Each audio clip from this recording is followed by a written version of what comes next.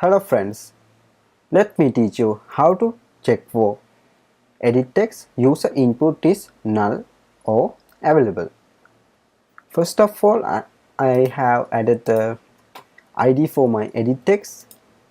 Now let me initialize in my Java class. EditText is data type and variable name for this EditText, right? Now EditText equals EditText and find view by id r.id dot now id.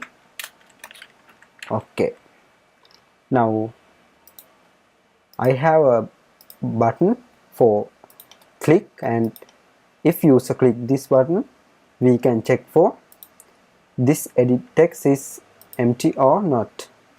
To do it, I'm going to write if in bracket now text utils. Okay, and we have to type is empty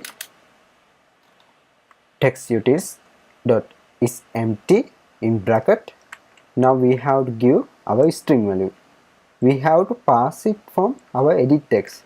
To pass edit text dot get text dot to string.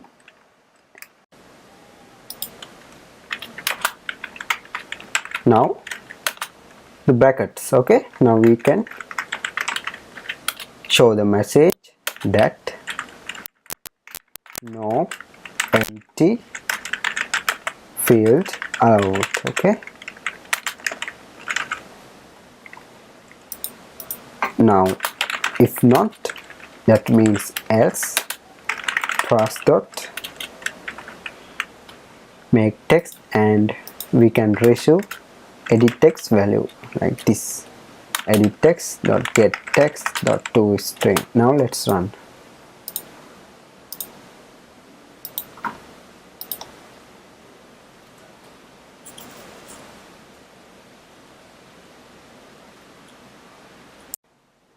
If I click search now, I got message called no empty field allowed. If I type something, now I can get results.